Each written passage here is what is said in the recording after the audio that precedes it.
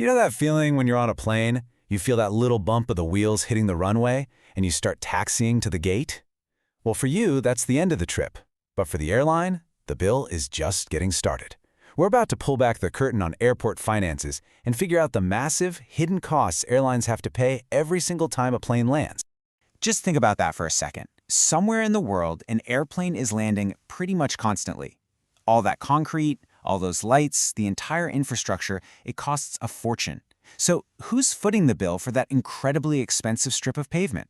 Well, the answer starts behind an invisible line that every single plane has to cross. Right. The second an aircraft enters an airport's main operational zone, a financial clock starts ticking.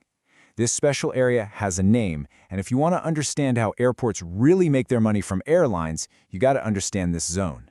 It's called the Airside, and you've seen it. It's everything you see out your window seat. The runways, the taxiways, all those places where the planes are parked. It's a super high security environment, and it's here, on the airside, where the biggest charges for an airline really start to rack up. Okay, so our plane is just crossed into the airside. It's on its final approach. Now, the very first, and usually the biggest, item on that bill gets charged the instant the plane stops being a flying machine. That's right, landing is not free. The second those tires kiss the tarmac, a giant cash register inside the airport goes cha-ching. That's the landing fee. It's one of the most basic transactions in the entire aviation industry. But how did they decide on the price? Well, it's actually pretty logical when you break it down. First up, weight. This is usually the biggest factor. A huge Airbus A380 is just going to cause more wear and tear on the runway than a little regional jet, right? So it pays more. Simple. Second, time of day matters. If you want to land at 5 p.m. on a Friday, that's rush hour. It's going to cost you more, and that helps the airport manage congestion. And finally, airports are trying to be greener. So if you've got an older, louder, less efficient plane, you're going to get charged more. It's a little nudge to upgrade your fleet.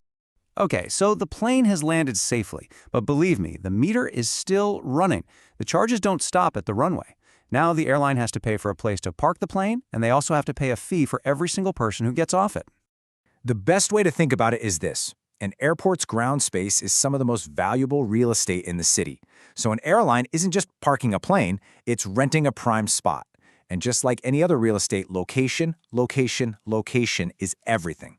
And this shows you exactly what I mean. Parking right up at the terminal gate, hooked up to a jet bridge, that's the premium beachfront property. It's super convenient for passengers, but it costs the airline a lot more.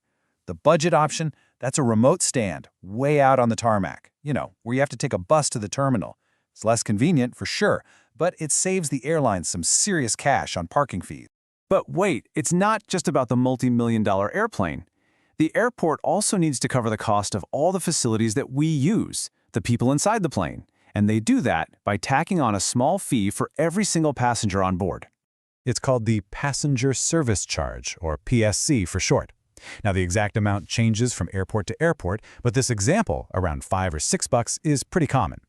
That little fee helps pay for everything you use in the terminal, the check-in counters, the baggage carousels, the security lines, the bathrooms, all of it. Which means, for an airport, a full plane is always a more profitable plane. So we've got landing fees, we've got parking fees, we've got passenger fees, but there's a whole other bucket of costs that are maybe less obvious but are absolutely critical. These are the fees that make sure every single flight is safe. Yeah, these services are completely non-negotiable. Airlines have to chip in for the cost of security screening to protect all of us. They help pay for the airport's dedicated fire and rescue teams, who have to be ready to go 24/7. And of course, they pay for the constant maintenance of the runways, the taxiway lights, and all the complex navigation systems that guide planes in safely, day or night, rain or shine. So this brings up a really fundamental question. We've just gone through this whole menu of charges. So why on earth do airlines line up to pay this stuff? And for the airport, what happens if they get the price wrong? I mean, it sounds like a lot, doesn't it? A constant flow of bills for landing, parking, passengers, security. So why do the world's biggest airlines fight for spots at major hubs like Heathrow or JFK or Dubai? The answer is one word: access. These fees are the price of admission. Airlines are paying for a direct link to major cities and profitable new markets. They're paying for access to literally millions of potential customers who walk through that airport's doors. And really, they're paying to be a part of the global transportation network itself. An airport isn't just pavement, it's a gateway to the entire world. And this is the tightrope that every single airport director has to walk every single day.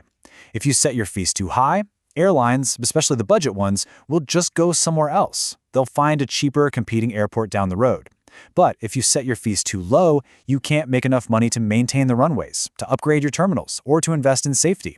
It is an incredibly delicate economic balancing act. And this quote really sums it all up, doesn't it? That bill the airline gets isn't just another expense on a spreadsheet. It's the collective investment from all the airlines that funds the safe, efficient, and reliable airports that all of us depend on when we fly. It's literally the lifeblood of the whole airside operation. So now we know who pays for the pavement. But this airside bill is only one half of the story. What about all the money being spent inside the terminal? The duty-free shops, all the restaurants, the car rental places, the huge cargo operations. That's a whole other universe of revenue, and we'll dig into that next time.